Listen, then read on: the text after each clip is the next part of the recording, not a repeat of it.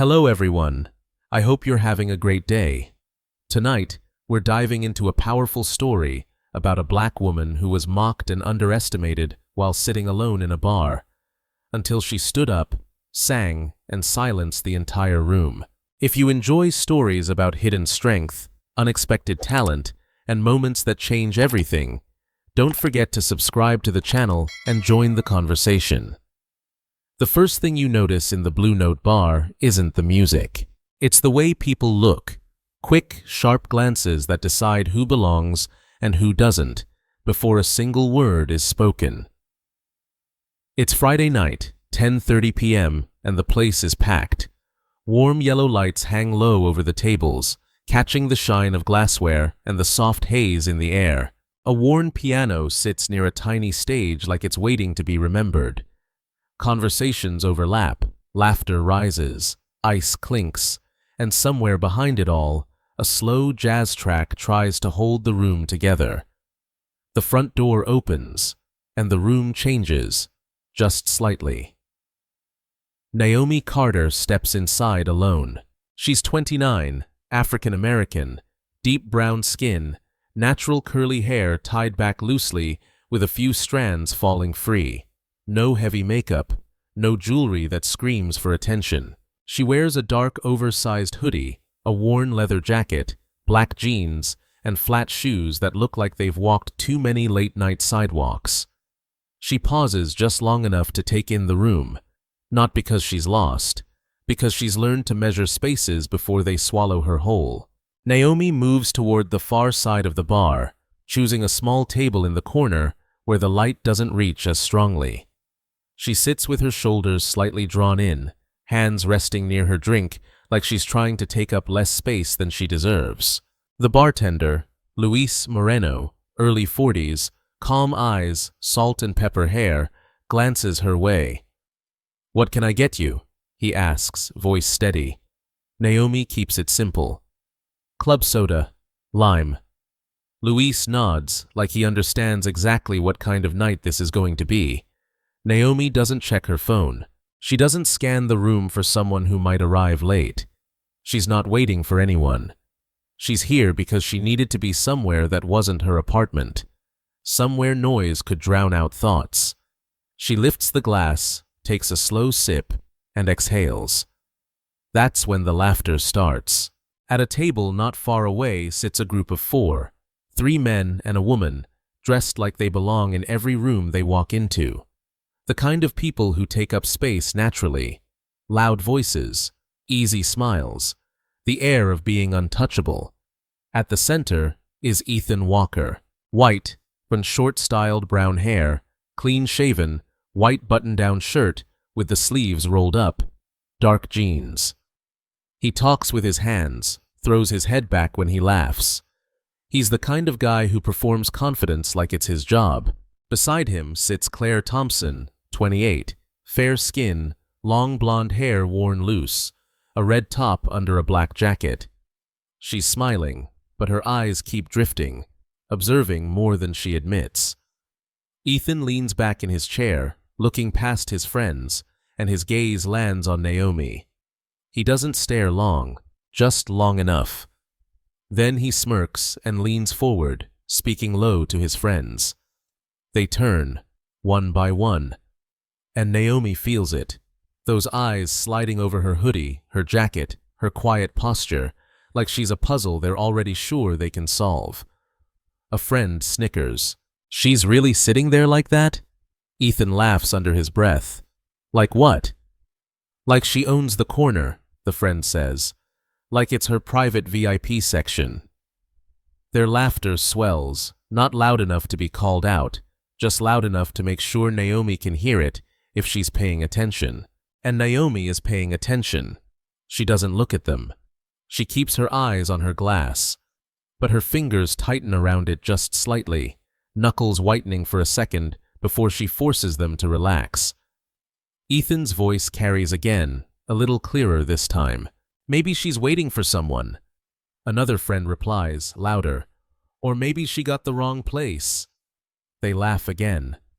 Claire's smile flickers. She glances at Naomi, then back at Ethan, like she's uncomfortable but doesn't know how to stop the train once it's moving. Naomi takes another sip, slow, controlled. Across the room, a couple at the bar shifts in their seats. Someone hears the tone and pretends they didn't. A man near the dartboard looks over, then looks away immediately. That's how it always happens. Most people don't join cruelty. They just step aside and let it pass. Ethan leans toward his table, voice dripping with that casual arrogance that feels harmless until it isn't. "Hey," he says, not shouting, but projecting just enough. "You okay over there?" Naomi doesn't respond. Ethan's friends chuckle. "Maybe she can't hear you," one says. "Maybe she doesn't speak," another adds.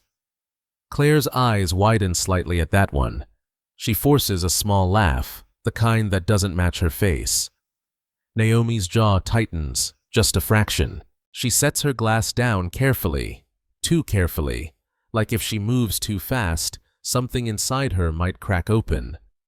She keeps her gaze forward, but in her eyes, something changes.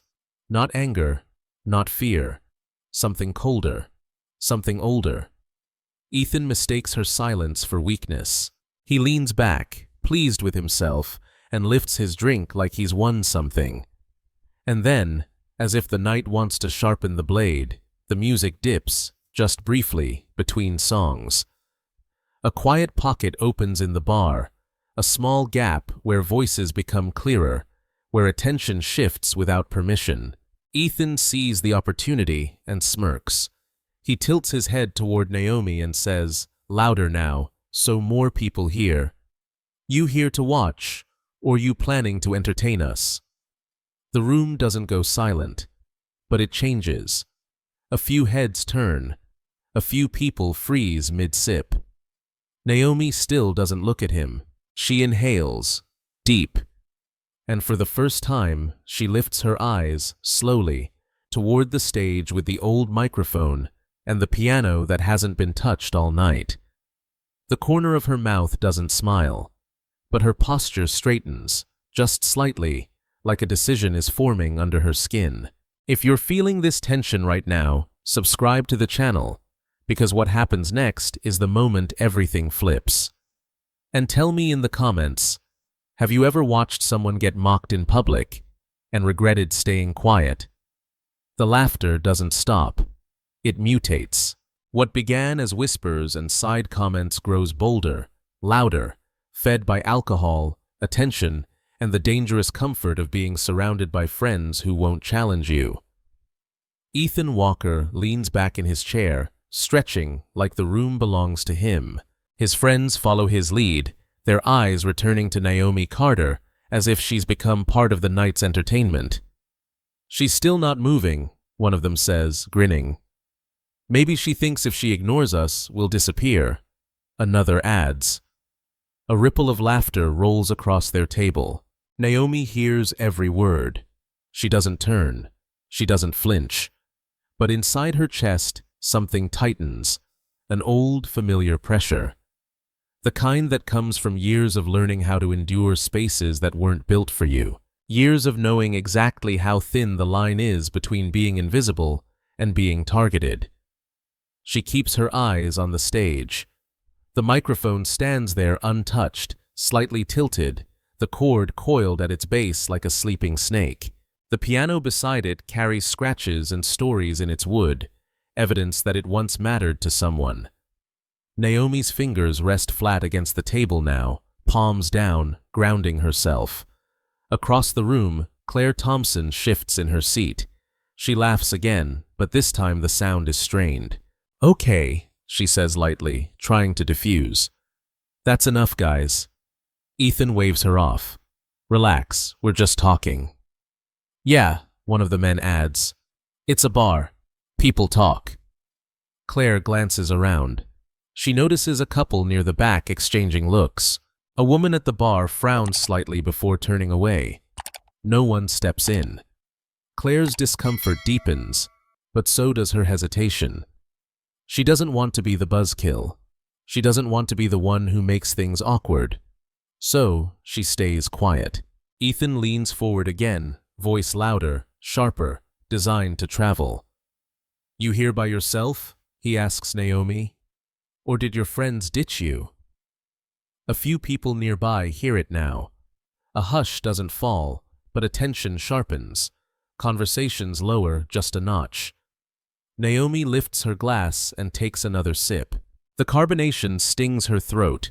She tells herself the same thing she's told herself before. Don't react. Don't give them what they want. Ethan smirks when she doesn't respond. He looks pleased, emboldened. Guess not, he says. Some people just like sitting in the dark, I guess. One of his friends snorts. Or maybe this is the only place she could get into. That one lands harder. Claire's eyes widen. She opens her mouth, then closes it again. Naomi's shoulders tense. Not visibly, not dramatically, but enough. Her mind drifts, just for a moment, to a different room, a different time. A practice hall with scuffed floors and a piano that was always slightly out of tune. A teacher who told her, "Your voice doesn't need permission." She pushes the memory down. Not yet. At the bar, Luis Moreno notices the shift. He's been polishing glasses, his eyes tracking the room without seeming to. He catches Naomi's expression, controlled, distant, and then Ethan's posture, relaxed, predatory. Luis exhales slowly. He's seen this before. He doesn't intervene yet, not because he doesn't care, but because he's learned how fragile moments like this can be, how one wrong move can make things worse. Ethan raises his drink, gesturing loosely toward Naomi. So what do? He calls out. You from around here? Naomi finally turns her head, just enough to glance at him. Their eyes meet for the first time. Ethan expects anger, or embarrassment, or fear. What he gets is something else. Stillness. Naomi's gaze isn't hostile. It isn't pleading. It's calm in a way that makes his smirk falter for half a second, but only half a second. He laughs it off. Hey, look at that. She does see us. His friends chuckle again. Claire looks between them, unease creeping into her expression. She notices Naomi's eyes now, deep, reflective, holding something she can't quite name. Ethan, Claire says quietly. Seriously, let it go. Ethan glances at her. What? This isn't... She stops, searching for words. It's not funny anymore. Ethan's jaw tightens just slightly. You're overthinking it. Then, louder to Naomi. You gonna say something? Or you just here to listen? The music dips again as the DJ transitions tracks. For a brief moment, the bar grows quieter than it should be. And in that pocket of sound, Ethan delivers the line he'll regret. Or maybe you're waiting for someone to give you a job on that stage. A few people gasp softly. Someone near the bar mutters, Damn! Claire freezes. Naomi's breath catches, not sharply, not visibly, but deep enough to steady herself. She doesn't look angry. She looks resolved. Her chair scrapes gently against the floor as she pushes it back. The sound is small, but in the strange quiet, it echoes. A few heads turn. Ethan raises his eyebrows. Oh? What's this? Naomi stands. Not fast, not slow, deliberate. She smooths her jacket once, a habit she doesn't realize she still has. She doesn't look at Ethan as she steps away from the table. She walks past him, past his friends, toward the bar. The room watches now. Not everyone, but enough. Luis meets her eyes as she approaches. He sees something there that makes him set the glass down. What can I do for you? He asks softly. Naomi's voice is quiet, but steady. I'd like to use the microphone. Luis blinks. You singing? A ripple of laughter breaks out behind her. Ethan leans forward eagerly. Oh, this I've got to see. Claire's breath catches. Naomi nods once. Yes. Luis studies her for a long second. He's worked this bar long enough to know the difference between bravado and truth. He nods back. All right. Ethan laughs openly now. This night just got better. Naomi doesn't respond. She walks toward the stage. The lights feel brighter there. Warmer. Exposing. She steps onto the small platform, the microphone waiting. The room buzzes with anticipation, mocking, curious, skeptical. Naomi wraps her fingers around the mic. Her hands are steady. Her heart is not. She closes her eyes for just a second. And in that second, the laughter fades, not because it's gone, but because she's no longer listening to it. If you're still here, subscribe to the channel, because what comes next isn't a comeback line or a confrontation. It's a moment that will silence every voice in this room. The microphone is colder than Naomi expects. Not freezing, just enough to remind her that this is real. That she is standing on a stage in a crowded bar where minutes ago she was nothing more than a punchline. The room doesn't quiet all at once. It hesitates. People whisper. Someone laughs nervously. Glasses clink. A chair scrapes. The DJ looks over, confused, finger hovering near the controls. The piano sits to Naomi's left, untouched, its keys dull under the stage lights. Ethan Walker leans back in his chair, arms crossed, lips curled into a grin that says he's already decided how this will end. "Oh, come on," he calls out. "At least tell us your name." A few chuckles follow. Naomi doesn't answer. She adjusts the microphone stand, just slightly, bringing it closer. The movement is careful, practiced, not the gesture of someone improvising under pressure, but of someone who's done this before. Claire notices that. Her laughter dies in her throat. Naomi takes a breath. Not the shallow kind. Not the kind people take before apologizing or panicking. A deep breath, from somewhere lower than her chest. The room is still murmuring when she speaks. Not to the crowd, not to Ethan, but almost to herself. "This song," Naomi says quietly, "isn't for you." A few people stop talking. Ethan's smile falters. "What was that?" Naomi doesn't look at him. She closes her eyes. For a second, nothing happens. The silence stretches. Not awkward yet, just uncertain. Then Naomi sings. It's not loud. It doesn't explode into the room. It arrives. Her voice is low, rich, textured with something that feels lived in. The kind of voice that doesn't ask for attention, but commands it anyway. The first note slips through the bar like a hand brushing against skin. Gentle, intimate, impossible to ignore. The murmurs stop. Someone near the bar lowers their glass halfway to their lips and forgets to drink. Claire's eyes widen. Naomi sings without accompaniment. No piano, no backing track, just breath and sound and space. Her voice carries weight, grief wrapped in control, strength folded into restraint. It doesn't show off. It doesn't reach for applause. It tells the truth. A man near the back shifts in his seat, frowning, not in discomfort, but in focus. A woman at the bar slowly turns her stool to face the stage fully. Ethan straightens. His grin fades. Naomi opens her eyes halfway through the first line. She doesn't scan the crowd. She looks above them, past them, like she's singing to a memory rather than an audience. The lyrics speak of being unseen, of rooms where laughter cuts deeper than knives, of learning to make yourself small so others feel big. No one laughs now. The bar is still, not frozen, but held. Even the hum of conversation from outside the door seems distant, like the world has leaned back to listen. Luis stands behind the bar, hands resting flat on the counter. He hasn't moved since the first note. Ethan swallows. This isn't what he expected. This isn't bad karaoke or drunken confidence. This is something else. Naomi's voice grows, not louder, but fuller, as the song unfolds. It doesn't beg, it doesn't accuse, it exposes.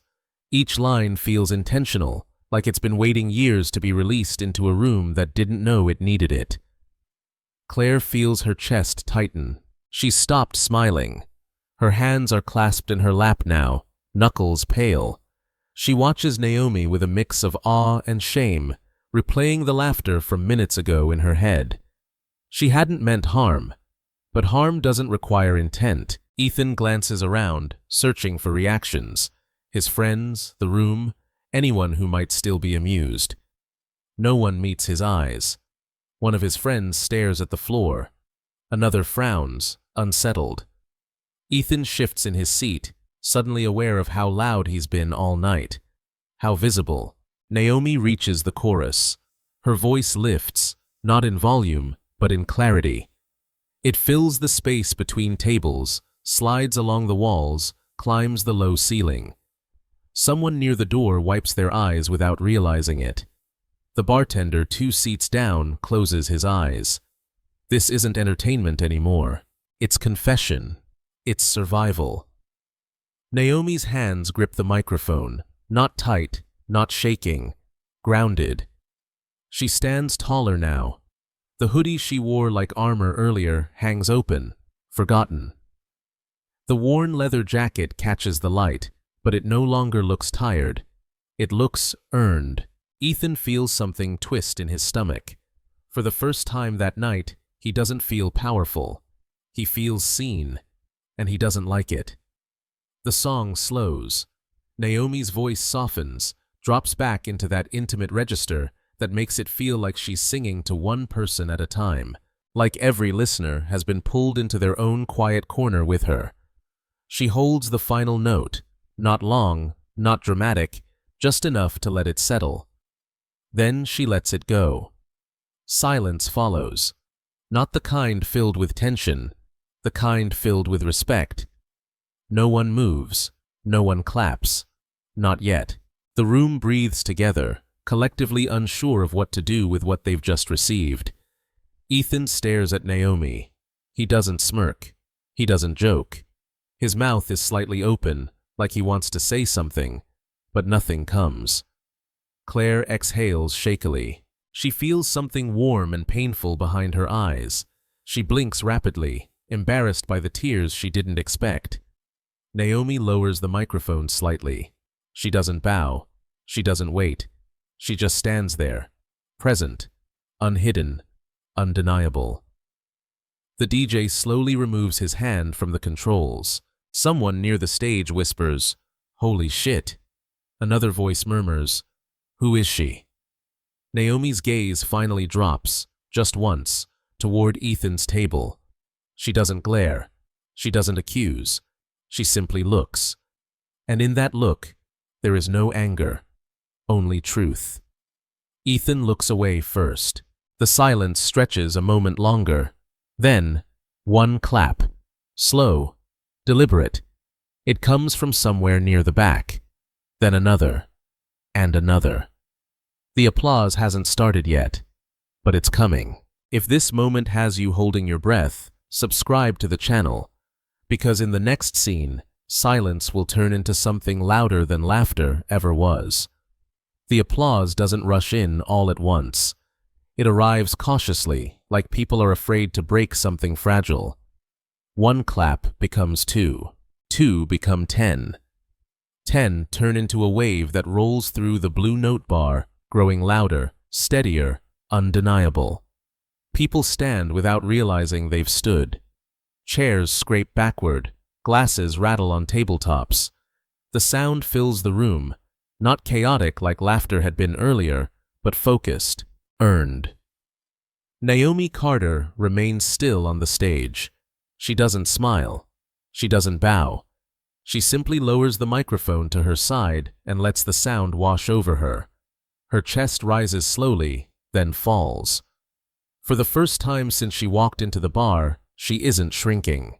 Behind the bar, Luis Moreno exhales sharply, rubbing a hand over his mouth. He shakes his head once, stunned, then looks up at Naomi like he's just witnessed something sacred.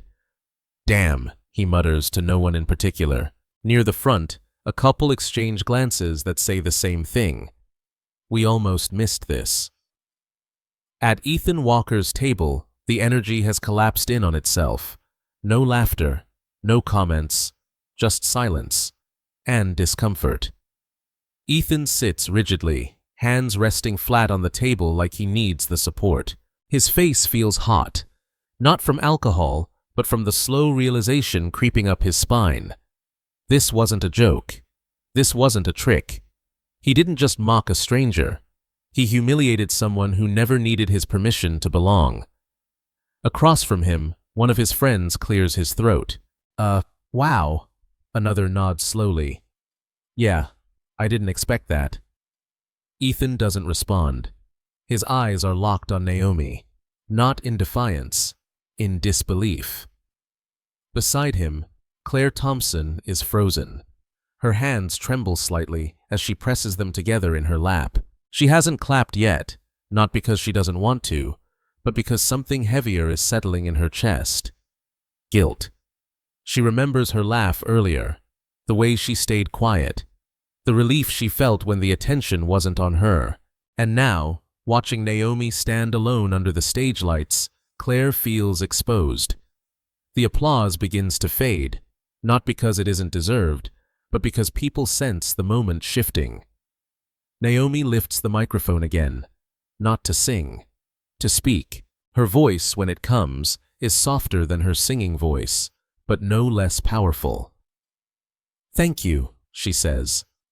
Just 2 words, no speech, no explanation. She turns slightly toward Luis. "I appreciate you letting me use the mic." Luis nods quickly. "Anytime," he says, voice thick. "Any damn time." Naomi sets the microphone back into its stand, and then she steps off the stage. The movement surprises people. A few expected her to stay there, to soak it in, to take the space she earned.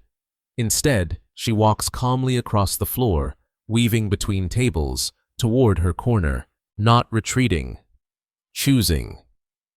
The room parts for her without realizing it. People look at her differently now, not with curiosity or judgment, but with something close to reverence. Like they're afraid to speak too loudly near her. Naomi reaches her table, slides into her chair, and exhales. Her hands are steady. Her heart is not. She stares into her glass, watching the lime float slowly in circles. Across the room, Daniel Brooks, the owner of the bar, emerges from the back. Mid-40s, broad shoulders, sharp eyes. He hasn't missed a thing. He scans the room once, then locks onto Naomi. Daniel doesn't rush. He approaches her table carefully, like he's aware he's stepping into something personal. "Mind if I sit?" he asks. Naomi looks up, measuring him. "Go ahead," she says. Daniel sits. He doesn't smile immediately. "I've owned this place for 12 years, he says. "I've heard a lot of voices." Naomi says nothing. "Most people sing to be heard," Daniel continues. "You sang like you didn't care if anyone was listening." Naomi's lips twitch, almost a smile. Almost. "That's because I didn't," she replies. Daniel nods slowly. That kind of voice doesn't come from nowhere. Naomi looks past him, toward the bar, toward Ethan's table. Ethan notices the glance and stiffens.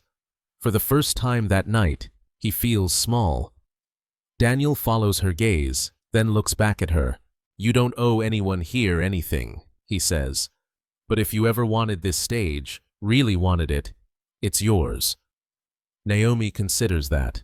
The stage, the lights, the audience. She shakes her head gently. "Not tonight." Daniel respects that. Fair enough.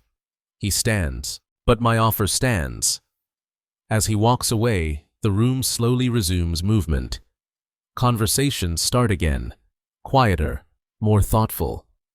Music returns, softer than before, At Ethan's table, no one knows what to say. Finally, Ethan pushes his chair back. I'm gonna... He stops, exhales. I'm gonna talk to her. Claire's eyes snap to him. Ethan? I know, he says quickly. I know. I have to. He stands, straightens his shirt, an unconscious attempt to reclaim composure, and walks toward Naomi's table. The bar seems to notice. Conversations lower again. People watch from the edges of their vision. Ethan stops a few feet away. Naomi looks up. Their eyes meet. Up close, Ethan looks different, less certain, less loud. He opens his mouth, closes it, tries again. I was out of line, he says finally. His voice isn't strong, it cracks slightly. I shouldn't have said what I said. Naomi studies him. She doesn't interrupt. I thought I was being funny, Ethan continues, but I wasn't. I was being cruel. Silence hangs between them. Claire watches from across the room, heart pounding. Naomi sets her glass down. I didn't sing for you, she says calmly. Ethan nods. I know. And I don't need your apology to feel whole, she adds. Ethan swallows hard. I still want to say it. Naomi considers him for a moment longer. Then she nods once. All right. I'm sorry, Ethan says. For laughing. For letting it go that far. Naomi holds his gaze. I believe you, she says. But believing you doesn't mean forgetting. Ethan accepts that. He nods, steps back. I understand. He turns to leave, but pauses. You're incredible, he adds quietly. Naomi doesn't respond. She doesn't need to. As Ethan walks away, Claire finally stands. She approaches Naomi next, not with rehearsed words, but with honest discomfort written across her face. I laughed, Claire says, and I shouldn't have. Naomi looks at her gently. You're not the first, Claire's eyes fill. But I don't want to be that person again. Naomi nods. Then don't be. Claire smiles weakly. Thank you. She walks back to her table lighter than she arrived. Naomi leans back in her chair. Around her, the bar hums again, but something has shifted permanently. She came in unseen. She leaves recognized. If this moment hit you, subscribe to the channel, because what follows isn't just applause or apologies, it's transformation. The bar never truly goes back to what it was, not after a voice like that. The music returns, low and careful, like it doesn't want to offend the air. Naomi's song has changed. Conversations restart in fragments. Laughter sounds different now, quieter, more restrained, as if people are aware of how fragile the moment still is. Naomi Carter sits at her table, hands wrapped loosely around her glass. The lime has stopped spinning. The bubbles have mostly faded. Her heartbeat hasn't. It pulses steadily in her ears, a reminder of what she just did, and what it cost her to do it. Across the room, people steal glances at her when they think she won't notice. Some smile. Some look thoughtful. A few look ashamed. No one laughs anymore. Naomi shifts slightly in her chair, adjusting her jacket. The leather creaks softly. She exhales and lets her shoulders relax for the first time that night. Behind the bar, Luis Moreno pours drinks with slower movements than before. He keeps glancing toward Naomi, like he's afraid the moment might vanish if he looks away too long. He's been working bars for 20 years. He's heard talent. He's heard ego. What Naomi did doesn't fit neatly into either category. She didn't perform. She revealed. Luis leans toward a patron at the bar who whispers, "Who is she?" Luis shakes his head. "No idea," he says quietly, "but I won't forget her." At Ethan Walker's table, the mood is heavy. No one is joking now. One of Ethan's friends clears his throat. "Man, that was something." Another nods. Yeah, she shut the whole place up. Ethan doesn't respond. He stares at his drink, watching the ice melt. His reflection wobbles in the glass, distorted, unfamiliar. He replays the night in his head. The jokes. The looks. The moment he thought he was clever. And then, her voice. It didn't yell at him. It didn't insult him. It made him small without ever saying his name. That's what unsettles him the most. Claire sits beside him, arms crossed tightly, gaze fixed on Naomi. I can't stop thinking about the way she looked at us, Claire murmurs. Ethan scoffs weakly. She barely looked at me. That's the point, Claire replies. Ethan glances at her, irritated. So what? We're the villains now? Claire turns to him fully. Ethan, we were cruel. He opens his mouth to argue, then closes it again, because for once, he doesn't have a comeback.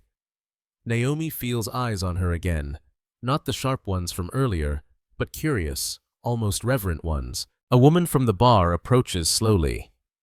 Hi, she says, tentative. I just wanted to say, thank you.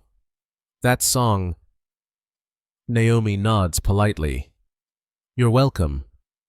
It felt like you were singing my life, the woman continues, voice cracking. I didn't know anyone else felt like that. Naomi's expression softens. You're not alone. The woman smiles through tears and walks away. Another person stops by. Then another. Naomi listens. She responds simply. She doesn't soak in praise. She doesn't deflect it either. She accepts it quietly, the way someone accepts rain after a long drought. From the back of the room, Daniel Brooks watches it all. He sees the way the room bends toward Naomi without her asking. The way the bar itself seems calmer, steadier, like it's been tuned to a new frequency. He's owned the Blue Note bar long enough to recognize moments that don't come often. Moments that change the story of a place. Daniel signals to Luis and leans in. If she sings again tonight, he says, I want the lights on her. Luis nods without question. Back at her table, Naomi checks the time on her phone. 11:05 p.m. She considers leaving. The night has already given her more than she expected. But then, something unexpected happens. The piano. A single note rings out. Soft, curious. Someone's testing the keys. Naomi looks toward the stage. An older man sits at the piano bench, his fingers brushing the keys like he's reacquainting himself with an old friend. He plays a quiet progression. Nothing flashy, just a foundation. The bar grows quieter again. The pianist looks up, searching the room, until his eyes land on Naomi. He nods slightly.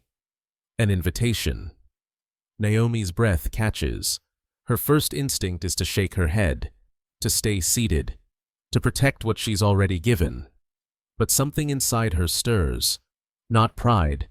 Permission. She stands again. This time, no one laughs.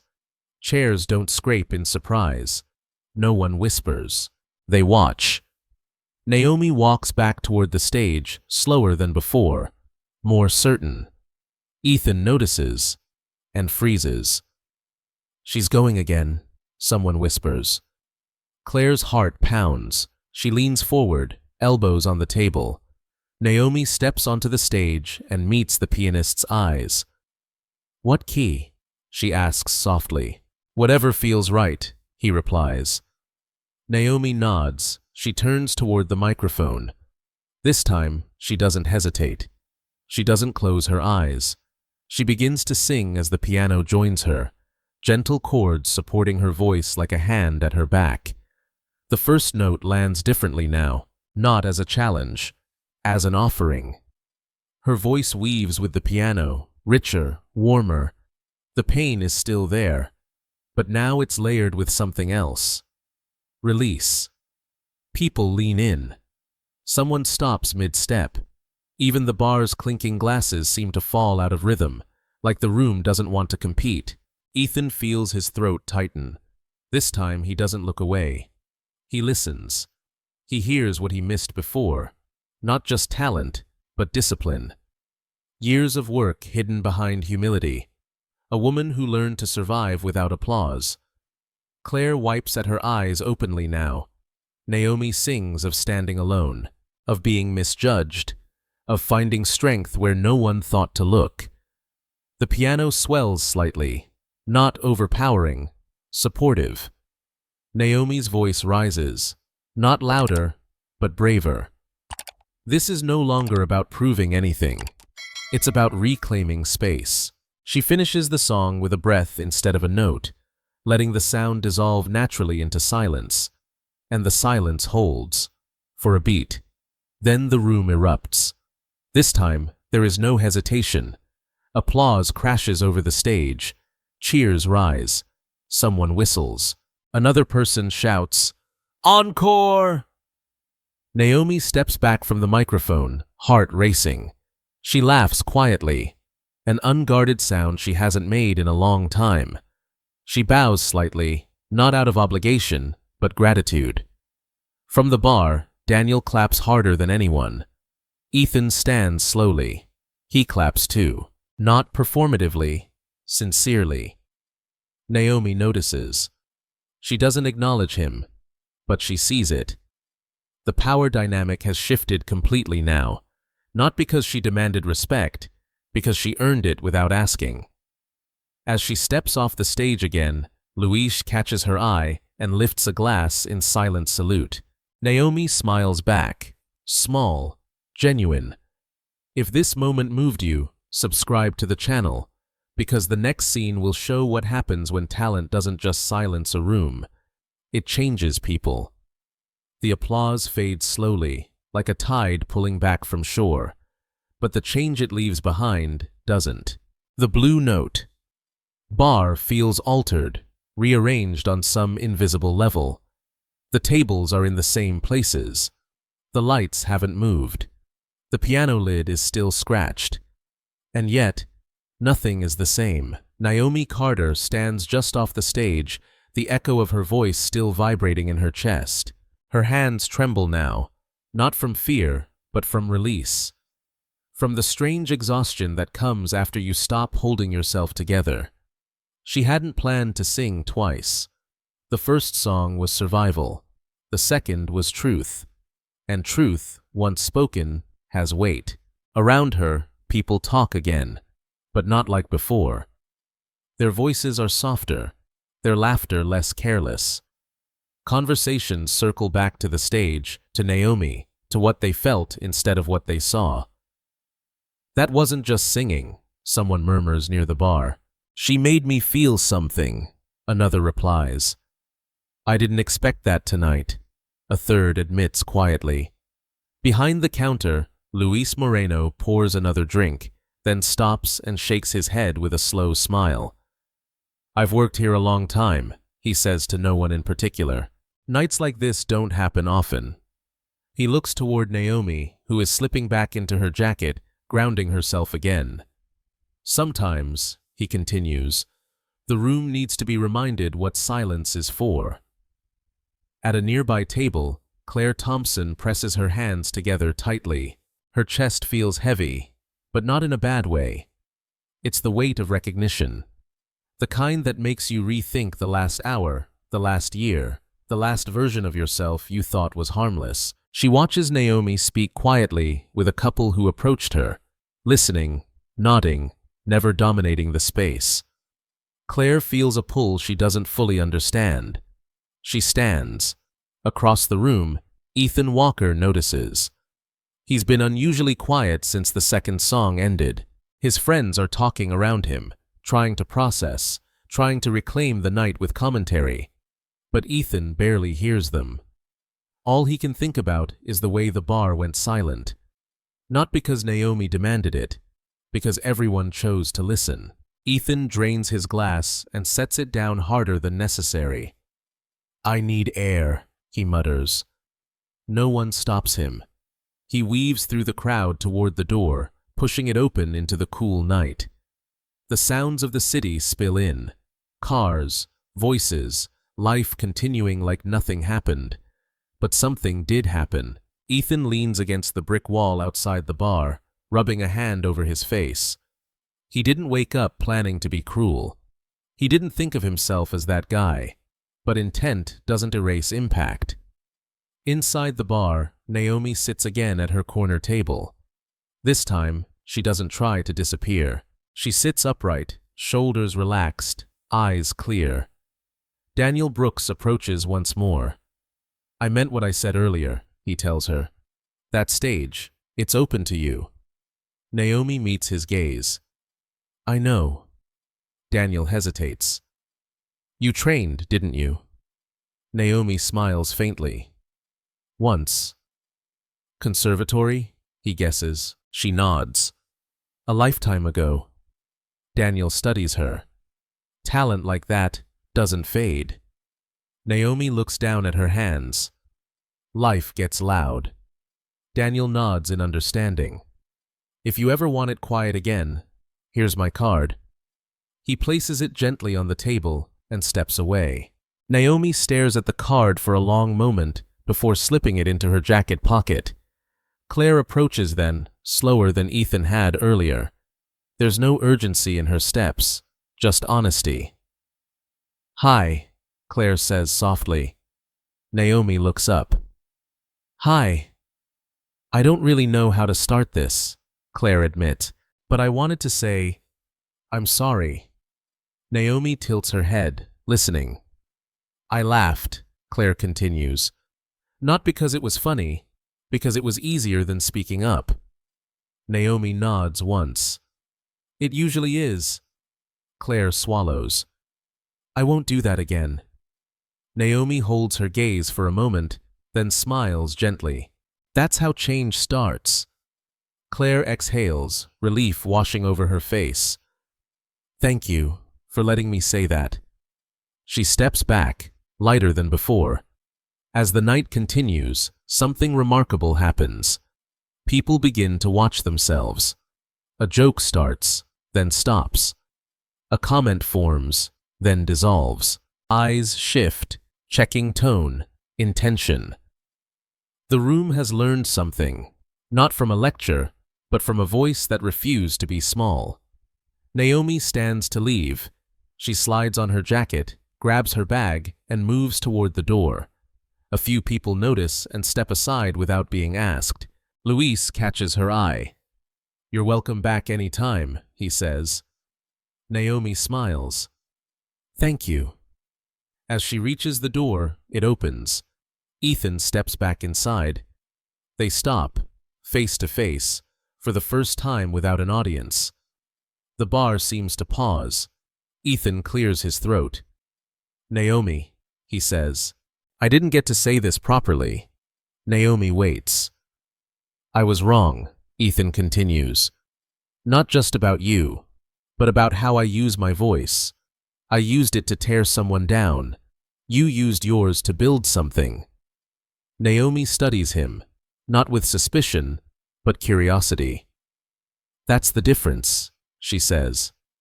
Ethan nods. "I'm trying to learn that." Naomi considers him for a moment longer. "Then listen more than you speak," she says. "It helps." Ethan gives a small, genuine smile.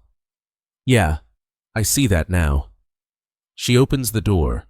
Before stepping out, she turns back. Just once. "This place," she says, gesturing around the bar. "It's loud, but it can be better." Ethan nods. "Because of you." Naomi doesn't respond. She steps into the night.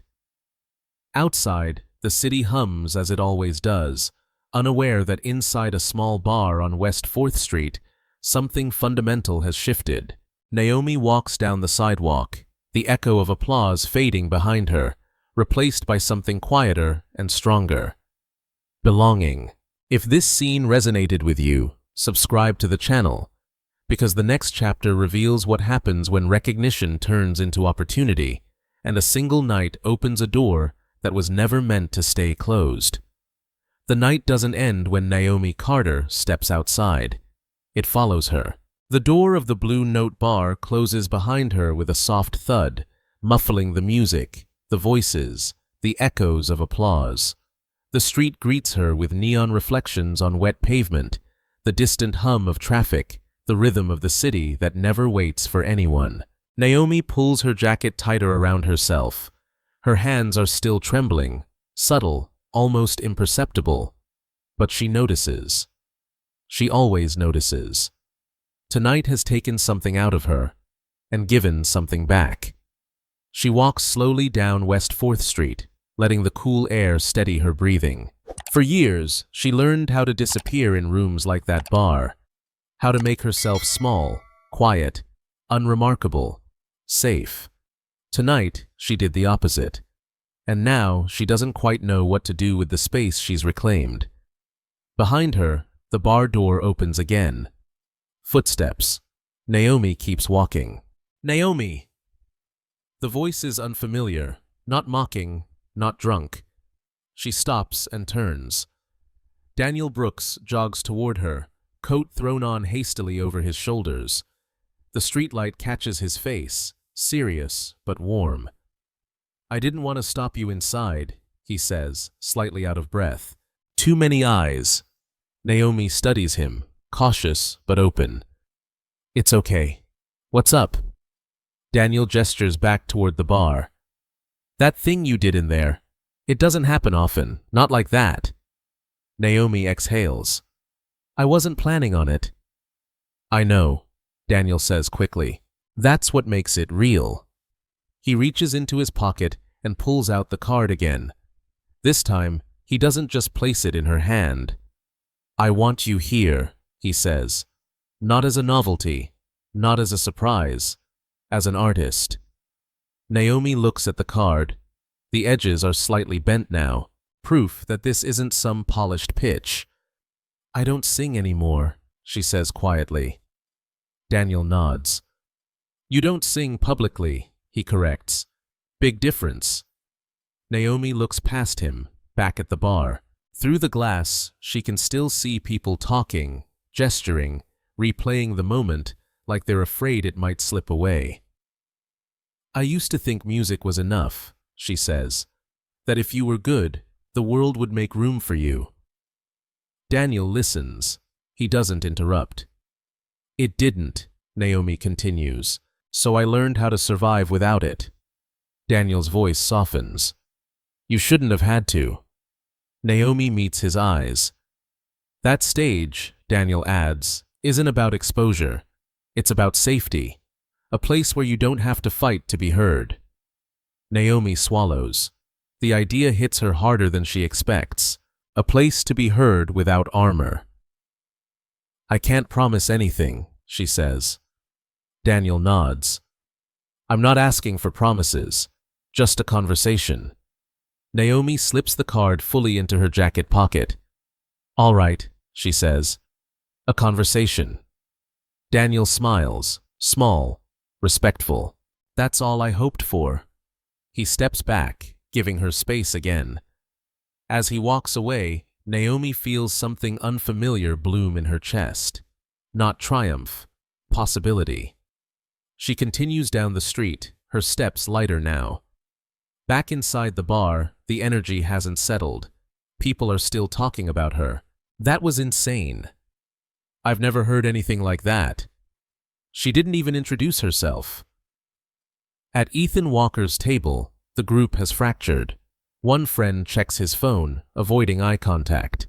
Another stares at the stage like it might explain what just happened. Ethan sits quietly, elbows on the table, fingers interlaced. For the first time in a long time, he's thinking before he speaks. Claire watches him carefully. "You okay?" she asks. Ethan nods slowly. "I think I learned something tonight." Claire raises an eyebrow. "Only tonight?" Ethan huffs a quiet laugh. "Yeah, only tonight." He glances toward the door Naomi exited through. "I didn't know," he says. Claire doesn't let him off easily. "You didn't try to know." Ethan winces. "Fair." Claire softens. What matters is what you do next. Ethan nods again. Yeah. Across the bar, Luis Moreno wipes down the counter, humming under his breath, the melody Naomi sang still looping in his mind. He looks toward the stage and shakes his head in disbelief. That girl, he mutters, changed the temperature of the room. Luis has seen plenty of talented people chase applause. Naomi let it come to her. That's different. Back on the street, Naomi stops at a crosswalk. The light turns red. She waits. A couple passing by glance at her, then double take. Hey, the woman says hesitantly. Were you just… Naomi nods. Yeah. The woman smiles. You were incredible. Naomi thanks her, surprised at how natural the words feel now. The light changes. Naomi crosses the street. Her phone buzzes in her pocket. She doesn't recognize the number. She hesitates, then answers. Hello? Naomi Carter, a voice says. Female, calm, professional. My name is Rebecca Lynn. I was in the bar tonight. Naomi's pulse quickens slightly. Okay. I work with artists, Rebecca continues. I don't usually approach people like this, but I'd love to talk. No pressure. Naomi closes her eyes briefly. 2 conversations, 1 night. All right, she says. We can talk. She hangs up and stares at the city for a moment. The old fear stirs. What if this is temporary? What if the door closes again? But beneath it, something steadier holds. She doesn't need everyone to hear her. She just needs to stop silencing herself. Naomi reaches her apartment building and pauses before going in. She looks back down the street toward Greenwich Village, toward the bar where laughter once boxed her in, and music set her free. Tonight didn't fix everything, but it reminded her of something she almost forgot. Her voice was never the problem. If this chapter made you feel the shift, subscribe to the channel, because the next scene will show how one night doesn't just change how others see you. It changes how you see yourself. 2 weeks can feel like nothing, or everything. For Naomi Carter, the days after that night stretch and compress in strange ways. She keeps teaching during the day, keeps her routines intact. Coffee at the same corner shop, subway rides with her headphones on, evenings in her apartment where the walls have learned her silence. But something is different. The quiet doesn't feel like hiding anymore. It feels like preparation. Her phone buzzes more often now, messages she didn't expect, conversations that begin cautiously and then linger. Rebecca Lynn checks in, not with pressure, but curiosity. Daniel Brooks sends a single text. Stage is yours if you want it. No rush. Naomi doesn't answer right away. She rereads the messages at night, sitting on the edge of her bed, remembering the way the room fell silent, remembering the fear and the release. She tells herself she doesn't need to go back. And yet, on Saturday night, exactly 2 weeks later, Naomi stands across the street from the Blue Note bar again. The neon sign flickers like it always has. The sidewalk hums with the same energy. People laugh, argue, hurry past without noticing the woman standing still. Naomi adjusts her jacket. This time, it's different. She's not wearing the hoodie she hid in before. Instead, she wears a dark fitted coat, simple but intentional.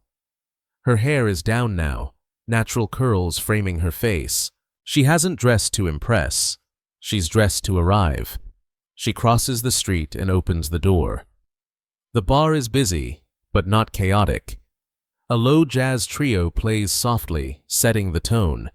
The air smells like citrus and wood polish and anticipation.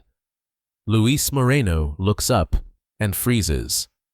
Then he grins. You came back, he says, like he knew she would. Naomi smiles. Looks like it. He gestures toward the stage. Daniel's been waiting. Daniel appears almost immediately, stepping out from behind the bar with the same calm presence as before. "Good to see you," he says. Naomi nods. "You said we could talk." Daniel smiles. "I did. But first, would you like the stage?" Naomi doesn't answer right away. She looks around. The room feels ready, not hungry, not judgmental, open. "I'll sing," she says. But not as a surprise. Daniel nods. "Of course." Word spreads quickly. People whisper. Phones come out, but not obnoxiously. This time, it isn't spectacle. It's anticipation. Naomi steps backstage, really just a small space behind the piano, and closes her eyes. Her hands shake again. Not from fear, from choice. She walks out. The lights shift, subtle, warm, intentional. The pianist nods at her. "Your call." Naomi steps to the microphone. She looks out at the crowd, and then she speaks. "2 weeks ago," she says, voice steady, "I didn't expect to be heard. Tonight, I'm choosing to be." The room quiets, not because it's forced, because people lean in. Naomi sings, not the same songs as before. These are different. They carry hope alongside pain, strength alongside vulnerability. Her voice moves with confidence now, still raw, still honest, but unafraid to claim space. People listen, not as witnesses to a moment, but as participants in it. At the back of the room, Ethan Walker stands quietly. He almost didn't come tonight, but something pulled him back. He doesn't sit with his old group. He doesn't drink much. He watches Naomi with a new understanding, not of her talent, but of his responsibility. Beside him, Claire Thompson smiles through tears again, but this time they're lighter. "She's owning it," Claire whispers. Ethan nods. "She always did. We just didn't see it." The song ends. Applause rises, steady, respectful, earned. Naomi smiles. Not small, not guarded, full. After the set, people approach, not to praise, but to connect. A woman introduces herself as a producer. A man asks about future shows. Rebecca Lynn stands near the bar, watching with satisfaction but no urgency. Daniel catches Naomi's eye from across the room and raises a glass. "You belong here," the gesture says. Later, as the crowd thins, Naomi sits at the bar. Luis slides her a drink. "On the house," he says. She laughs softly. "Thank you." "You change this place," Luis adds. People listen more now. Naomi shakes her head. "They were ready. I just reminded them." Outside, the city keeps moving. Inside, something settles. Naomi didn't come back to prove anything. She came back to claim herself. And for the first time in a long while, she knows this isn't the end of a moment. It's the beginning of a chapter. If you're still with us, subscribe to the channel, because the final scene brings this journey full circle, showing how one voice doesn't just silence a room. It opens doors that never close again. The bar empties slowly. Not the rushed kind of empty, where chairs scrape and lights flick off without ceremony, but the gentle kind, where people linger because they don't want the night to end too quickly. Naomi Carter sits alone near the stage, the microphone now silent, resting in its stand like it's finally at peace. Her voice no longer echoes in the room, but its presence does. The piano lid is closed. Glasses are stacked behind the bar.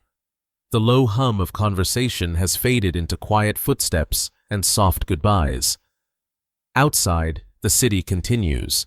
Cars passing, laughter spilling from other bars, life moving on. Inside, something remains. Daniel Brooks walks over, hands in his coat pockets. "You know," he says, stopping beside her, "most nights this place forgets what happened by morning." Naomi looks up at him. And tonight, Daniel smiles.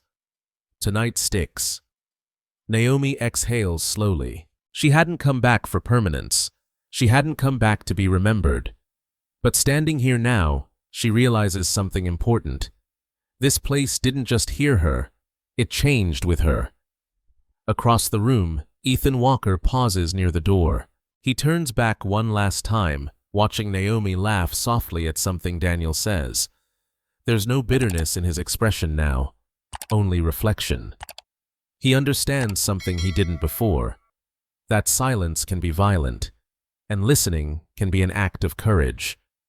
Claire Thompson stands beside him. She didn't need us to change, Claire says quietly. We needed her. Ethan nods. Yeah. They leave without interrupting.